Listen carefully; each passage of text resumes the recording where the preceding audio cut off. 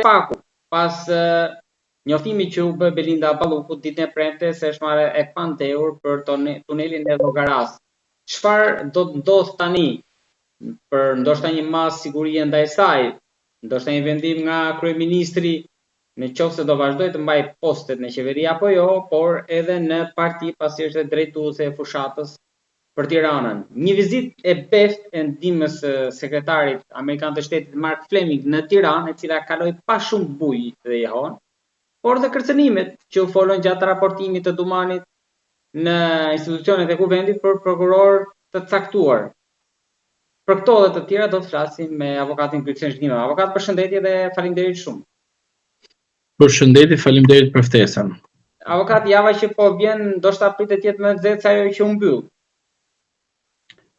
Java që po vjen dhe jemi drejt kësaj jave, mos gabojmë, pra do të themi tek qytetarët që hëna e kësaj jave do të jetë një hënë e cila do të ketë shumë surpriza, por do të ketë shumë pikpyetje në rastin e zonjës Balluku, a do të qëndrojë ende si zëvendës kryeministre dhe ministre, sepse për si deputete mundet të qëndrojë, nuk është penguese ky fakt, sepse nuk mund të shkarkoj kryeministri deputetin, por vetëm ajo të japi drejtjen e saj, atëre në të njëjtën kohë do të kemi edhe zhveshjen e saj nga të gjitha ato funksionet publike dhe në të njëjtën kohë dhe zhveshjen e saj nga imuniteti. Për sa i përket pjesës procedimit penal për zonjën Balluku, është lakuar në media pas ditën e sotme për një kafe me socialistë në niveleve të larta, pra nivel ministri, që është fotografuar një kafe, interpretimet ka qenë ndryshme edhe si një kafe ndoshta largimi, por nuk ka rëndësi. Për mua nuk ka fare rëndësi. Thjesht duhet ta hapim diskutimin nga e para. Procedimi ka ndodhur në 2021. Ka ndodhur 3 procedime. Po procedimi ndodhi përpara se sa të fliste Ahmeta apo pas? Shiko, procedimet kanë ndodhur kur është denoncuar nga Partia Demokratike. Dhe procedimet kanë qenë në zyrën e Spakut. Edhe në kohën e Arben Krajës dhe tani në kohën e Dumanit.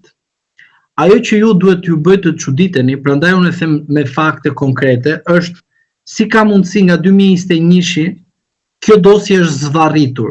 Çfarë pritej nga kjo dosje që duhet të kishte bërë një hetim të thelluar që të kuptonim që te kjo dosje përfshihet zëvendës kryeministria, ministri e infrastrukturës. Po pse mos vallë është një mashtrim? Se duhet ta dinin. Po jo, neni 258 të kodit penal ka 2 paragrafe. Në paragrafin e parë dënosh me 1 vit, në paragrafin e dytë dënosh në maksimumin në 5 vite. Në pabarazi në tendera. Ju mendoni se një ministër është antar komisioni në pabarazi në një tender? Jo. Një ministër mund të bëjë korrupsion, një ministër mund të bëjë ndikim të palishëm, një ministër mund të bëjë shumë veprime të tjera dhe shpërdorim detyre, dhe pse ti si prokuror që është regjistruar në 2021-shin vjen sot në 2025-ën edhe merr edhe bën një kërkesë të tillë mas sigurie, ose më mirë, jo mas sigurie, por një procedim penal edhe direkt e çon të pandehur dhe nuk e çon tek masa e sigurisë. Nuk ju duket e çuditshme ju? Mua shumë. Po përveç kësaj, juve nuk ju duket e çuditshme që ai prokuror thotë që ky ministri më që ka e dyshuar në këtë vepër penale. Pse duhet ta çojë direkt të pandehur edhe mbyll hetimet dhe nuk shkoj në parlament të jem i qetë me veten time, jo do e mos të merret mas sigurie ndaj asaj të arrest në burg, arrest në burg apo arrest në shtëpi, ose detyrim paraqitje, sepse unë jam i mendimit që edhe me detyrim paraqitje duhet të shkojmë në kuvend. Por pra avokat ju po thoni pse Meta u arrestua edhe pastaj që gjendeshin provat, ndërsa në këtë rast Balluku provat ishin aty, po thjesht i mbanin dhe i zvarritshin. Sepse është edhe kjo, që pse nuk shkon ti të kërkosh kërkim në parlament për heqjen e imunitetit, plotësisht. Pra, çfarë do të thotë? Të del një provë zotëri në moment. U thua duhet shkoj të kontrolloj telefonin e saj, të shtëpinë e saj gjitha. Si ta bëj këtë? O nuk e bëj dot tani. Se duhet kaloj në parlament marrë autorizim, se është deputete. Pra, Balluku mund të shkarkohet nga zëvendës kryeministre, mund të shkarkohet nga ministre, po nuk shkarkohet dot nga deputete në rast se ajo nuk zgjedh që edhe të japi dorëheqjen që të hiqet nga kjo e drejtë e imunitetit. Pra, këto që unë po ju parashtroj tani, duhet të shikojmë me pikpyetje, jo të besojmë spakun, spaku i famshëm, i drejtësisë, i moralit, pra të gjithë ne që kemi hajdut, ata që kanë 20 atje shenjtor, sikur ne, ata janë kisha, ne jemi djalli, ata janë xhamia, ne jemi djalli. Por jo, mashtrimi publik është ky. Pra, filloi 2021-shin procedimin, 22-shin, 23-shin, 24-ën, 25-ën. Po qa, i dhe mandat qa? 4 vite për qa e mbaj aty procedimin penal? Po atëherë u gjetën prova. Po jo, të këtishti tek pabarazia, ti sa po hapate procedurën, të dalin provat. Por te Balluku nuk ekziston prova, zotri. Se ajo nuk është antare komisionin.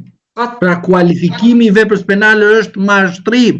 Ajo duhet o të jetë proceduar për ndikim të paligjshëm, o do jetë proceduar për shpërdorim detyre ose më mirë për keq menaxhimin të fondeve publike, ka një nen tjetër 135, ose mund të jetë akuzuar për korrupsion. Por pabarazinë e tendera, jo zotri, nuk e pranoj këtë mashtrim publik në të rastin. Sepse e kanë bërë që të japin një mesazh të qartë që të grupi Veliaj, që shiko, a këte e proceduam në këtë gjendje, se ka një prokuror tjetër, por ne duhet i themi socialistëve, shiko, edhe Veliaj, edhe Balluku janë të proceduar.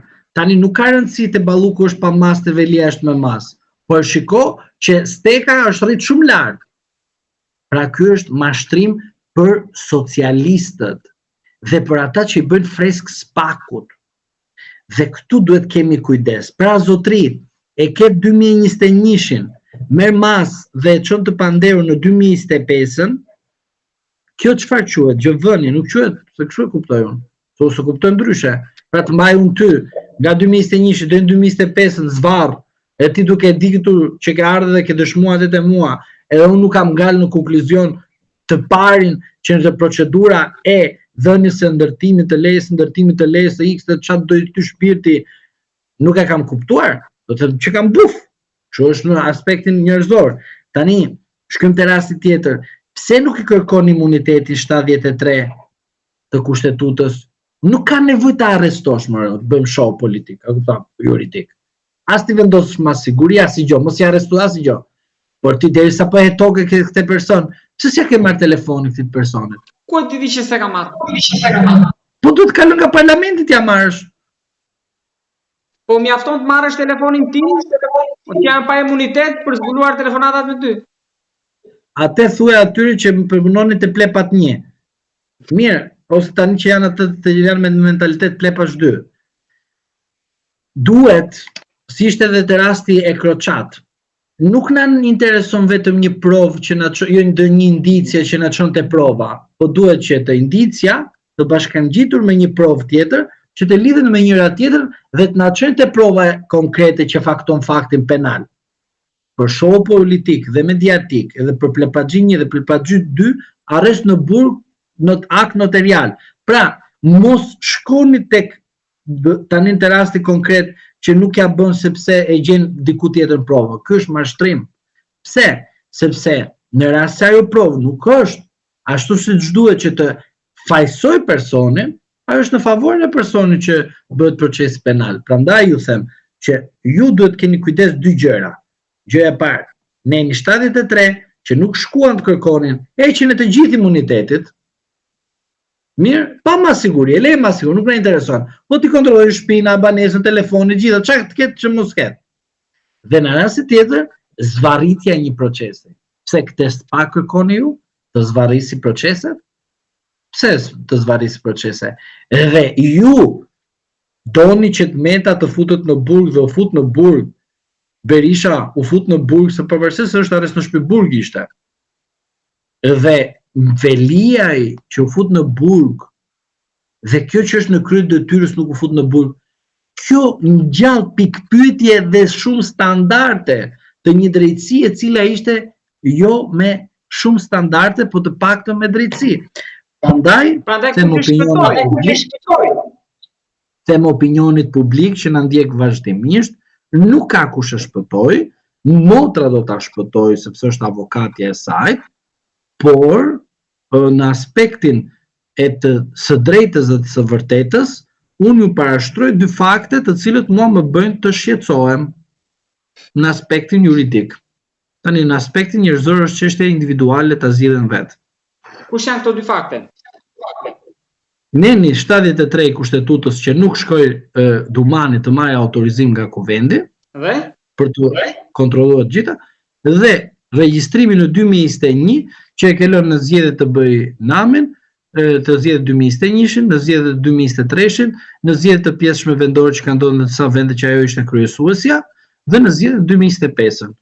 Ky është një fakt tjetër, Dylber, që ta kam thënë unë, herën e parë pasi u shpall zgjedhja, u shpall rezultati zgjedhor dhe të thash që Dumani ka punuar për Edi Ramën. Dhe ky është fakt konkret që Dumani ka punuar për Edi Ramën edhe kësaj radhe. Ju këtë e keni thënë, po nuk e di a është e vërtet kjo. Pa avokat, kjo puna e kërcënimit të prokurorit qëndron mendon? WikiLeaks, mos gaboj, ndodhi pas shumë vitesh kur disa fakte kishin ndodhur. Kur të ndodhi me zbërthimin edhe Matrixit, edhe shumë aplikacioneve tjera, do të shikosh që do të rezultoj fakt konkret, nuk është tash të them. Është fakt konkret rasti Dumani që është ka ndihmuar Edi Ramën që të qëndrojë në pushtet dhe nuk ka bërë atë që duhet kishte bërë. Puna e kërcënimit të prokurorit, Berisha ka folur për telefonata madje. Kërcënimi një prokurorit për mendimin tim është thjesht sa për të treguar që edhe prokurorët e Spakut janë në kërcënimin e pushtetit. Tani, a është pushteti i likshëm apo i palikshëm që kërcënon prokurorin? Edhe në rast se jemi në një fakt të tillë që prokurori i një prokurorie të posaçme arrin dikush dhe e kërcënon, atëherë ka mbaruar çdo gjë në këtë vend dhe thjesht prokurori është në nënshtrimin e pushtetit. Sepse prokurori në rast se është i kërcënuar, dhe këtu e duhet kemi kujdes në ky rast që e them, në rast se është i kërcënuar, duhet kemi parasysh edhe një fakt tjetër, që me izolimin që i bëri zoti Dumani opozitës, pra duke arrestuar zotin Meta dhe zotin Berisha, çfarë tregoi? Tregoi uljen e presionit pozitiv ndaj drejtësisë, lënien e drejtësisë në mëshirë të fatit të pushtetit ekzekutiv, dhe në të njëjtën kohë duke mos mbrojtur opozitarizmin në kundër pushtetit i cili është gjithmonë ai i cili don të marrë gjithçka. Dhe në rast se jemi në këto kushte që ka ekzistuar kërcënimi, 20 prokurorët e Spakut ja kanë bërë vetes kërcënimin, sepse duke arrestuar zotin Meta dhe zotin Berisha, kanë ulur nivelin e kësaj goditjes midis drejtësisë dhe pushtetit, sepse duhet të jetë gjithmonë zori opozitar, gjithmonë presion ndaj çdo abuzimi të pushtetit, çfarë do lloj natyre, që gjithmonë dikush mos të arrijë dhe ta çojë deri në fund atë që ka nisur në mënyrë abuzive. Prandaj, eliminimi politik ose juridik i zotit Berisha dhe zotit Meta nga Spaku është fakt konkret që prokurorët sot janë direkt dhe drejt për së drejti, do të thosha të etiketuar nga pushteti aktual që të goditën në çdo lloj forme dhe çdo lloj mënyre. Pra, goditja nga Spaku e opozitës duke arrestuar të liderët opozitar është fakt konkret që edhe kjo ngjarje mund të ketë ndodhur dhe ai prokuror në vend të kishte në krah opozitën që duhet ta ndihmonte që ai mos ishte pjesë e kërcënimeve, ai thjesht është tani pjesë e kërcënimeve masive, për shkak se në të njëjtën kohë mundet të kërcënohet nga qeveria, mundet të kërcënohet edhe nga opozita, një pjesë e opozitës. Pra, duke qenë në këtë situatë, atë gjë që i ka krijuar Bëshllek dhe gjë në një sistem demokratik që duhet të ekzistojë që fjala e opozitës, atë gjë e goditi vetë Spaku. Pra, nuk ka çfarë ta mbroj Berisha Spakun, kur vetë Spaku e vetvrau veten e tij për shkak se lejoi të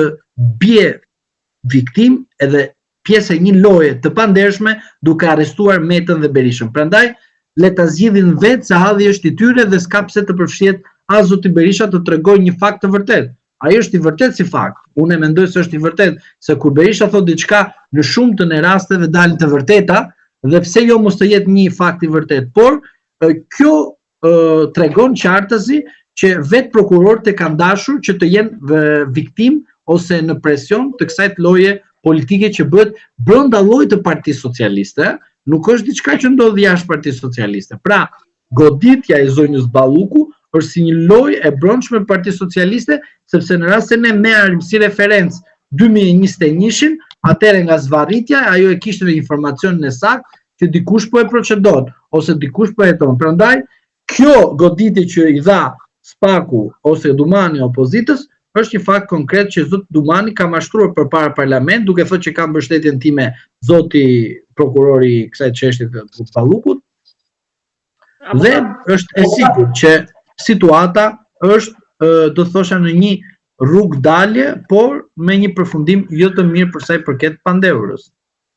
Përfundim jo të mirë, nuk e di si e kuptoni çfarë do ndodh më pas, po kur ti je i pandehur edhe ti vet ke heshtur, se ke heshtur, e vërteta është kjo, me arrestime të palishme, rasti Metës jo arrestua, rasti Berishës jo arrestua, rasti Veliaj, jo, në rasti Veliaj jo arrestua, asnjëherë nuk doli të bëri një prononcim publik. Pra, ata të cilët ishin bashkëpunëtor me njëri tjetrin, zonja Balluku me zotin Veliaj ka qenë bashkëpunëtor, të paktën një fjalit çerek fjalia mund ta thoje. Veliaj e tha, atë që mbet mua do a bëjnë ju. Veliaj e tha pasi ja bërën. Po këtë gjë ta kam thonë unë që mos ja bë gropën tjetrit dhe përveç kësaj, atë që po e ishte sot Veliaj do t'ja bën dikujt tjetër. Dhe ky është fakt konkret, po ja bën vetë Ballukut. Dhe nga momenti kur ne kemi folur për rastin e Berishës, për rastin e Metës, për rastin e Beqajt, e mamen, dhe raste të shumta që kemi thënë, drejtësia që po zhvillohet në vendin tonë nëpërmjet Spakut nuk quhet drejtësi, quhet Kushtetuta e 1976, neni 104, ku prokuroria në paragrafin e ty mund të pezullonte, mund të ishte mbi palët, mund të bënte çfarë t'i dhonte qeftit në një vend i cili ishte në regjim totalitar. Pra, kjo gjë që i ka ndodhur atyre, ata nuk mund të flasin, as zoti Velia nuk mund të flasin dot sepse ai ka heshtur në rastet e flagrante. Ai që tha zoti Velia, sa i foli dhe foli shumë. Foli, shkreti, po qa foli, qa tha? Shiko, nuk mund të flasësh në momenti kur të ka prekur ty flaka. Ti po ke folur para se të prek flaka, jam i bindur që je i mbrojtur, sepse ke marrë masa dhe e ke parashtruar problemin si fakt. Por ti zotri, në asamblenë e Partisë Socialiste ke duar trokitur që të arrestohet Sali Berisha e Ilir Meta. Në asamblenë e Partisë Socialiste ke duar trokitur ku është aratisur Arben Ahmetaj me batutat e zotit Rama. Pra ti sot nuk mundesh të vije... Ati ishte i nxirra i fakt, po...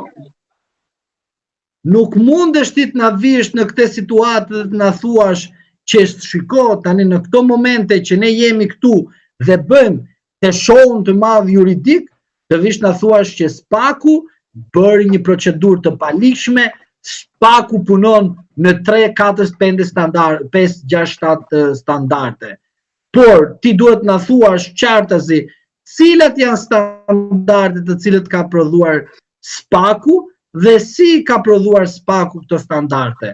Dhe ti kur ke qenë pjesë e reformës në drejtësi dhe pa drejtësi që ke duar trokitur, dhe ti ke duar trokitur. Dhe vjen sot në thuash që ky Spak merr ka masa dhe pa dëshirën tënde, po ti e ke duar trokitur, pra ti e ke miratuar, ti ke heshtur ku arrestohej kundërshtari politik, sepse e ke marrë si një fakt konkret. Çfarë konkretisht? Ke lejuar arrestime të tilla pa bërë një reagim kundër këtyre arrestimeve. Pse? se kishe frikë para gjykimin e brendshëm të partisë. Çfarë i ka bërë Rama këtyre gjithë kësaj kohe? I ka thonë mos flisni për Spakun. Pse? Sepse vetëm ai nuk flet kundër Spakut.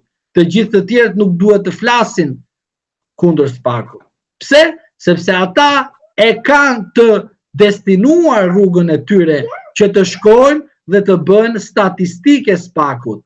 Prandaj them, situata që do jetë gur themeli dhe për të ardhmen, apo gjykata kushtetuese nuk është në nivel të tillë që ju besoni se do të marrë një vendim të drejtë? Pyetjet janë të shumta dhe përgjigjet duhet jenë të shumta që të japim një analizë të qartë dhe një përgjigje të saktë objektive tek njerëzit. Rasti Veliaj është rasti i parë që po ndodh në Republikën e Shqipërisë për një kryetar bashkie në krye të detyrës që nuk po gjykohet në rast të një shkelje të rëndë kushtetuese apo të një ligji i cili ka sjellur si pasojë të një do thoya dënimi në thonjza administrativ disiplinor, por kemi të bëjmë me një interpretim që duhet bëjë gjykata kushtetuese në rast se mungesa 3 muaj pa ndërprerje nga detyra është një shkelje e rëndë ligjore apo jo. Por ai e tha që çfarë faje ka mund sa një institucion i shtetit më kërkon në Durrës, tjetri më kërkon në Bashki. Tani ku shkoj? Pra mungesa është justifikuar në këtë rast. Një mungesa është e justifikuar, por te kjo mungesë unë duhet të parashtroj tek ju diçka. Gjykata kushtetuese në rast se do të vi në momentin e saj më të mirë dhe në nivelin e duhur, duhet të pranoj kërkesën e zotit Veliaj dhe automatikisht ai nuk shkarkohet nga detyra me vendim të gjykatës kushtetuese dhe duhet të na interpretoj gjykata kushtetuese që kjo ndërprerja vjen në përputhje me atë që ne themi të drejtat kushtetuese të një i zgjedhurit vendor. Pse them këtë gjë? Sepse në rast se gjykata kushtetuese nuk pranon kërkesën e zotit Veliaj dhe bëhet ajo 4-4 ose nuk merren fare në referencë pikat, atëherë kemi një rrezik të madh. Kush është rreziku? Që nesër ti Ylber bësh kryeministër, edhe si kryeministër do të marrësh të gjithë bashkisë sepse ke kopjuar Ramën. Dhe në rast se ti ke kopjuar Ramën, vendos kryetarin e bashkisë të preferuar tënd nuk fiton, po fiton rivali kundërshtar. Çfarë bën ti? Ti bën diçka shumë të thjeshtë. E lejon të emërohet kundërshtari jot, i cili ka marrë Bashkinë e Tiranës, i çon një flet rrufe me policitë e shtetit, e di ti si bëhen ato, del në inesti tjetër, e arrestojnë ata, e fusin në bujë, derisa janë bërë zgjedhjet e reja. Në rast se gjykata kushtetuese nuk bën një analizë të tillë dhe mos harro faktin, unë e kam thënë te ty që gjykata kushtetuese duhet të shikojë edhe këtë variant, se e kam thënë shumë përpara se Velia të ciceronte aty në seancë, dhe kam thënë pikërisht tek ty që ky model dhe ky skenar është i rrezikshëm për autonominë vendore dhe gjithmonë me balancimin dhe ndarjen e pushteteve, sepse edhe pushteti vendor ka një autonomi të veçantë. Prandaj në rast se jemi në këtë situatë, gjykata kushtetuese nuk është se duhet të bëjë një favor zotit Velia, jo, duhet të respektojë shtetin e së drejtës dhe sistemin demokratik në vend. Se në rast se gjykata kushtetuese nuk pranon kërkesën e zotit Veliaj, automatikisht gjykata kushtetuese ka vullosur çfarë? Demokracinë diktatoriale moderne në Republikën e Shqipërisë. Pra, gjykata kushtetuese si një gjykatë jashtë sistemit gjyqësor, por që interpreton pikë së pari kushtetutën e vendit në raport gjithmonë me dispozitat e saj të fillestare dhe në përputhjen e një legjislacioni tjetër që ka të bëjë me përputhjen gjithmonë të kërkesës fillestare që ka të bëjë me kushtetutën dhe parimet e saj, dhe në fund fare, në rast se kjo gjykatë bëhet vegël e Partisë Socialiste dhe kjo gjykatë ka shkatruar jo vetëm jurisprudencën kushtetuese, por dhe çdo praktike mirëfillt të një gjykate të së drejtës dhe një gjykate e cila është për zhvillimin e demokracisë në vendin. E di pse e them këtë? Se gjykata kushtetuese gjithmonë dy fjali thot në çdo paragraf të një vendimi që ka të bëjë me një zgjidhje mosmarrëveshje kushtetuese. Shteti i së drejtës dhe sistemi demokratik, pluralizmi politik në vend.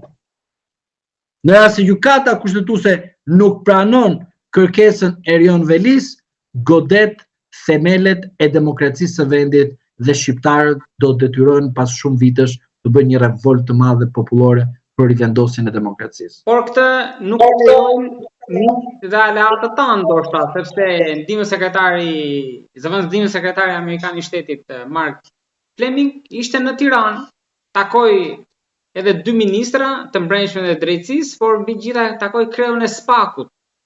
Avokat kaloi si nështja ajo vizitë, po ai nuk besoj se ka ardhur kot këtu. Jo, ai nuk ka ardhur kot.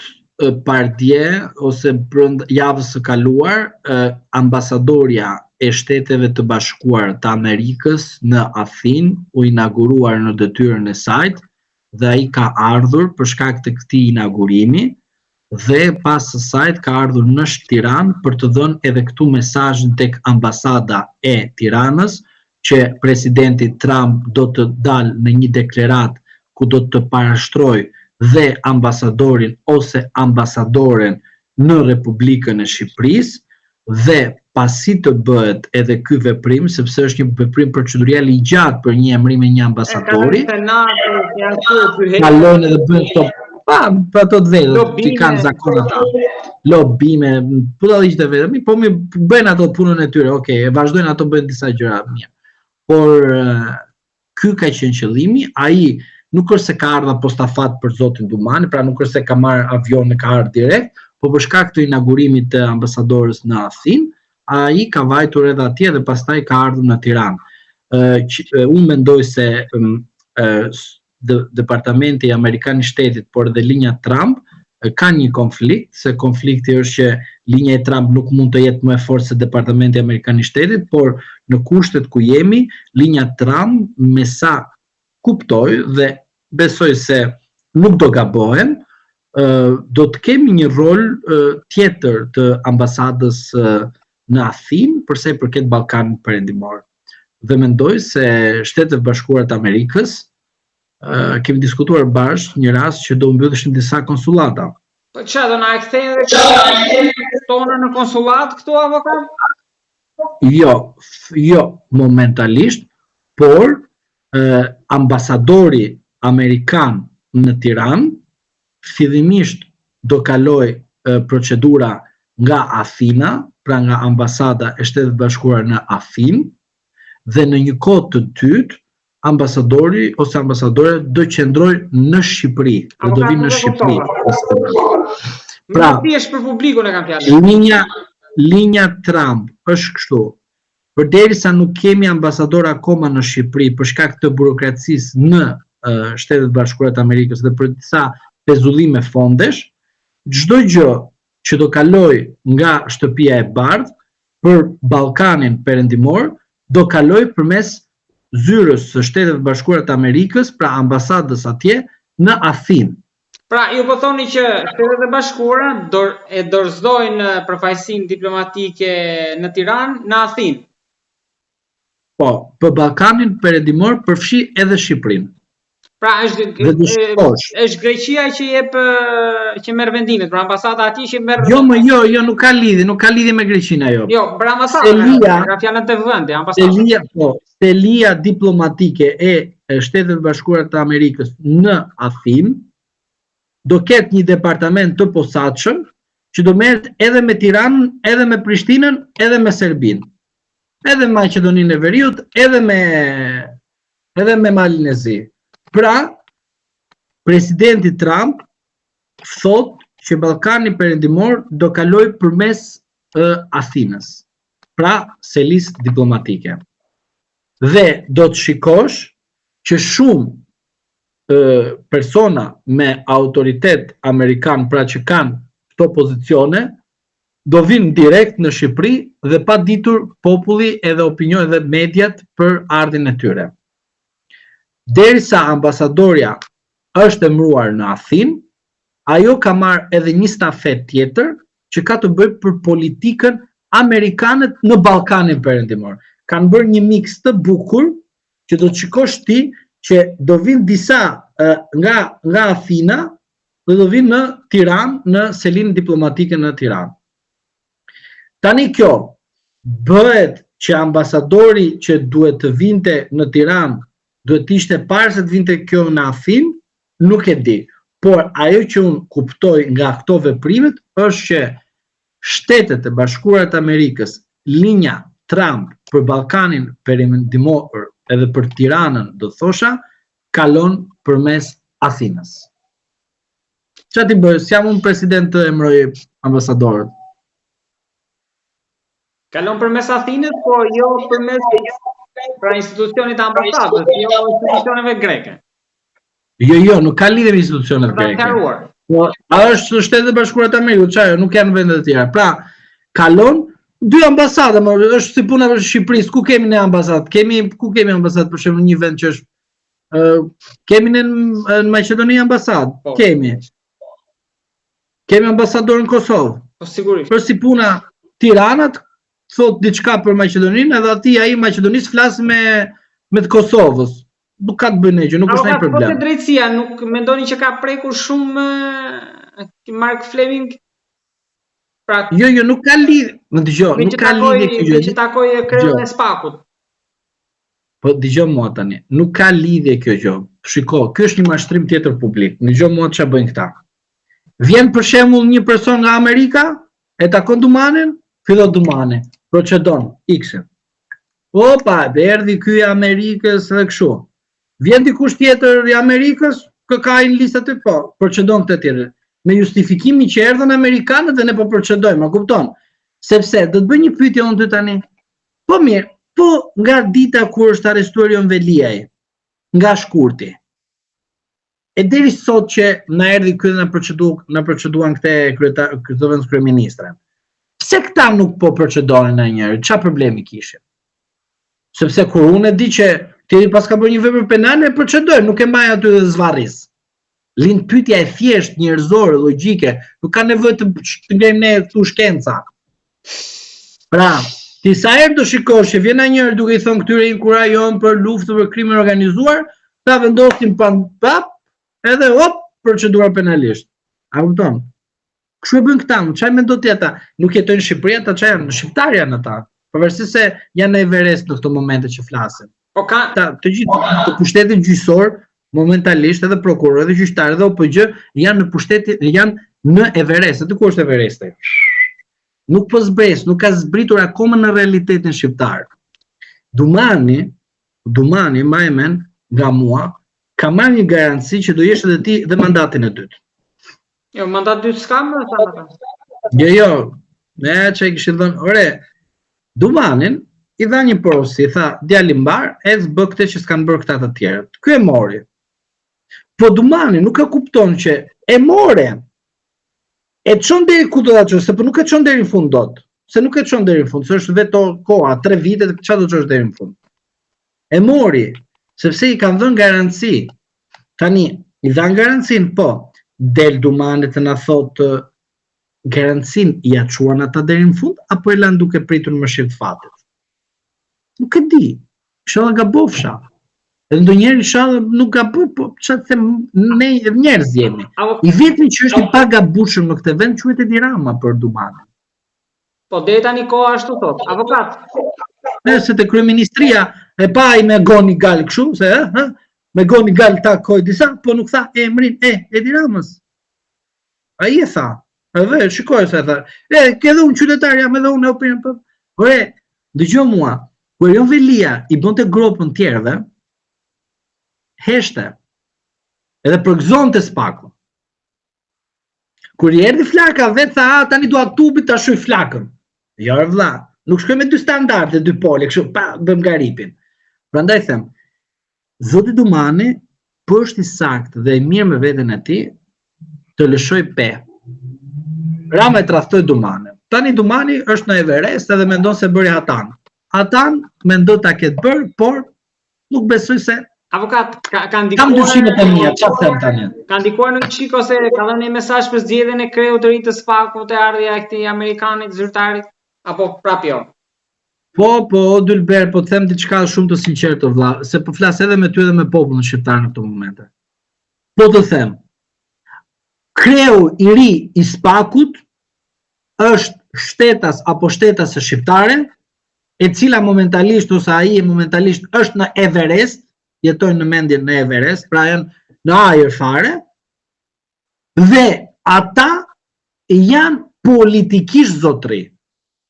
Në rast se njëri prej tyre është i aftë të shkojë të marrë regjistrin që Dumani e kalon në kryeministri dhe thjesht zbaton, edhe regjistri është një bloku i madh që shënon procedimin penal edhe pastaj personi që i atribuohet vepra penale, është në kryeministria i libër. Në rast se këta njëri nga këta të katër vjen edhe merr drejtimin e SPAK-ut, edhe është i zoti dhe merr librin dhe bashkë me librin merr edhe atë gjatin me vete, atëherë Gylseni ka dështuar dhe ata janë e vërteta që duhet pritur me kaq shumë duar turkitje nga ky popull.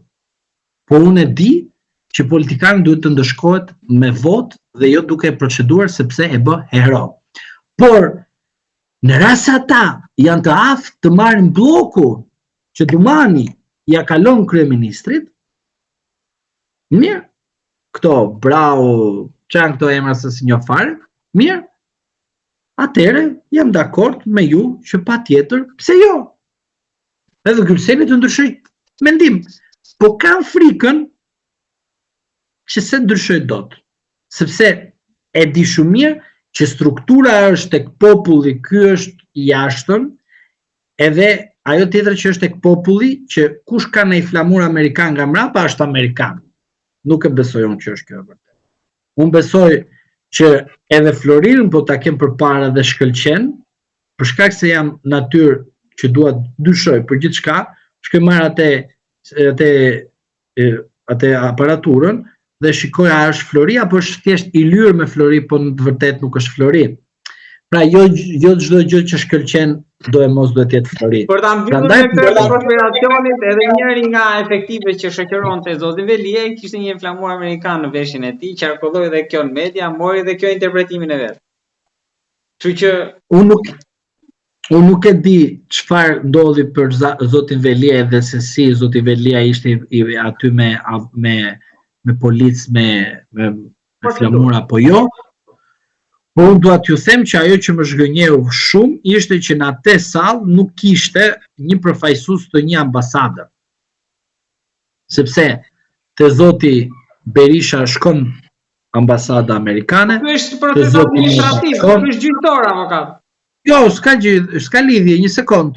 Rasti i kryetarit të Bashkisë së Tiranës në gjykim në gjykatën kushtetuese është një gjykim themeli, pavarësisht se bëhet në gjykatën kushtetuese të Republikës së Shqipërisë.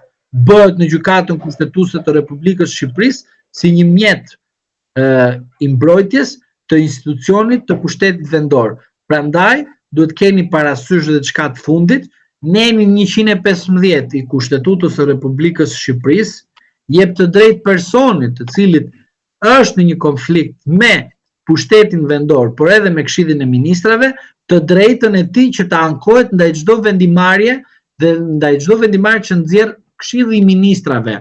A ka ardhur kjo vendimarrje për shkak të një shkelje ligjore? A ka ardhur kjo vendimarrje për shkak të një iniciative që ka marrë Këshilli Bashkiak? Në fund të fare, shkarkimi i kryetarit të bashkisë bëhet me vendim të Këshillit të Ministrave që përcakton vetë kushtetuta. Dhe përveç kësaj, po ashtu, kushtetuta përcakton pezullimin e vendimit që është marrë ndaj kryetarit të bashkisë. Dhe në fund fare, duhet keni parasysh që qytetari Veliaj është në burg, por nuk mund të jetë në burg të përjetshëm, ai do dali një ditë nga burgu. Dhe duhet dini ju diçka. Procedimet të politikanëve bën kur një pushtet është arbut. Kur një pushtet është diktatorial dhe ku një pushtet fuqizon prokurorin edhe dobëson drejtësinë. Edhe diçka tjetër, në vende ku ka ndodhur diktaturat, është fuqizuar ushtria dhe jo policia. Në vendin ton, çfarë ndodh? Kemi fuqizuar prokurorin. Ka pikpyetje. Që do thotë prokuroria punon si vegël, plumbi për të goditur kundërshtarët politik. Po jo kundërshtarët politik jashtë, pra vetëm jashtë partisë në pushtet, por edhe brenda llojit. Pra, metoda është shumë e qartë, godas fillimisht jashtë, i dobësoj, i përçar, në fund fare godas brenda sepse e di që janë viktima, sepse i kanë përdorur. Dhe rasti Spakut është e njëjta gjë. Çfarë? E ngrej Spakun, e kupton? Dhe tani po të shikosh, Spaku është shumë lart në perceptimin publik. Pra, kur të fton ty Spaku, e kupton, dhe një flet thirrje, fillon edhe dridhesh. E kupton, ti s'ke bërë asgjë. Po dridhesh, pse? Sepse impakti është i tillë. Po të thot një organ kështu, e shkojnë ata atje brenda, në vend të jenë të edukuar, të njerëz të mirë kështu, futesh aty dhe shikon presion, njerëz të flasin me urrëti edhe kështu. Çfarë ndodh? Kthehet se di populli, po kur shkoj ta shikoj, po nuk e shikojnë të gjithë bashkë. Prandaj veç e veç. Prandaj them që mos besoni ke shumë Spakun, sepse Spaku po përdoret politikisht dhe është përdorur politikisht, jo vetëm nga shqiptarët, por edhe ndërkombëtarët, por Spaku nuk është ai institucion që sjell drejtësinë. Keni ngatruar drejtësinë me hetimin. Ndjekja penale është gjë tjetër, drejtësia është gjë tjetër. Dhe rasti, dhe nuk do ta harroj, sepse është një rast terrorist, vrasja e gjyqtarit në sallën e gjyqit, mos e harroni, ka sjellur dështimin edhe të Spakut, edhe të gjykatave të tjera. Mbaje mend, nga ana ime, vrasja e gjyqtarit ka sjellur dështimi, ka dështuar zotërisht sistemi gjyqësor në Republikën e Shqipërisë. Thjesht po e mbaj me zor, shtrëngoi njëri, liro pak, shtrëngoi tjetri, grindu gjyqtar, avokat, prokuror, kështu ha kokën njëri tjetrit, më kupton? Kështu është situata. Pra, jemi në një luftë brenda sistemit gjyqësor. Prandaj them që mos besoni shumë ato që bën lavazhet edhe lavazhjerët, sepse kujdes, do dalit edhe kjo që po të them, shumë lavazhjerë, dëgjoj pak, në maksimumin 1 muaj e gjys, do shikosh që do të ndryshojmë pak kapakun për Spakun. E do jetë e çuditshme, do ta ndryshojnë, nuk e di pse, po do ta ndryshojnë pak. Edhe do shikosh aty që ata të cilët i bënin lavazh Spakut do fillojnë edhe të kenë dyshim për Spakun. Po i vetmi që nuk do ketë dyshim për Spakun, do të jetë stoik gjithmonë, koherent për Spakun, jam unë personalisht, unë. Nuk do të ndryshoj asnjë pikë, por ju do shikoni në televizor disa analistë të cilët do ta kthejnë pllakën. Avokatë, më falenderoj shumë dhe shpresoj që deri atëherë ju edhe të flasim edhe me emra për ata, se është përgjegjësi të flasësh para publikut, flas për ata që ndryshojnë linjën sipas erës. Kështu që t'jam mirënjohës për kohën dhe për analizën. Edhe unë të falenderoj shumë, por unë dua të jem gjithmonë në raport i drejtë me ata të cilët na kanë ndjekur tek 5 pyetjet pikal, mirë, se tek ky kam thënë gjithmonë në rastet, faleminderit, dhe rastet të jashtëzakonshme, ku kemi thënë rastin e Berishës, rastin e Metës, rastet e Spakut se si punon politikisht, dhe sot jemi në një fakt që ne kemi parashtruar atëherë kur Spaku ka qenë maj. Të paktën 3 vite që ne flasim bashkë, keni qenë koherent. Lavazh, imagjino çfarë më thoshin mua nga mes drejta, unë nuk kam asnjë problem për shkak se jam me veten, jam në raport i drejtë me veten ato që them. Por ato që unë kam parashtruar tek ju nga momenti ku kam dalë në këtë portal deri më sot, nuk heq pik presje të atyre që unë kam thënë. para se tu arrestonte Berisha, para se tu arrestonte Meta, para se tu arrestonte Beqe, para se tu arrestonte Veliaj, para se tu arrestoshin të gjitha ata Ahmeta dhe Merat të gjitha. Prandaj, ju them të qytetarët, mos besoni që drejtësinë e jep spaku, drejtësinë e jep vetëm populli shqiptar tek politikanët përmes votës. Në rast se ju noterizoni Partinë Socialiste vazhdimisht dhe qajnë nga krau tjetër, dhe pastaj thonë këtu s'ka shtet, shtetin e formojmë ne si popull, duke ditur kë votojmë. Prandaj, uroj që qytetarët të reflektojnë. Inshallah të reflektojnë. Po nuk reflektojnë, e rëndësishme është që prapë do dalë te Dylberi, e kupton? Unë të falenderoj shumë avokat, Do të shkëmbejmë të dytë. Të falenderoj shumë për ftesën. Ju falenderoj.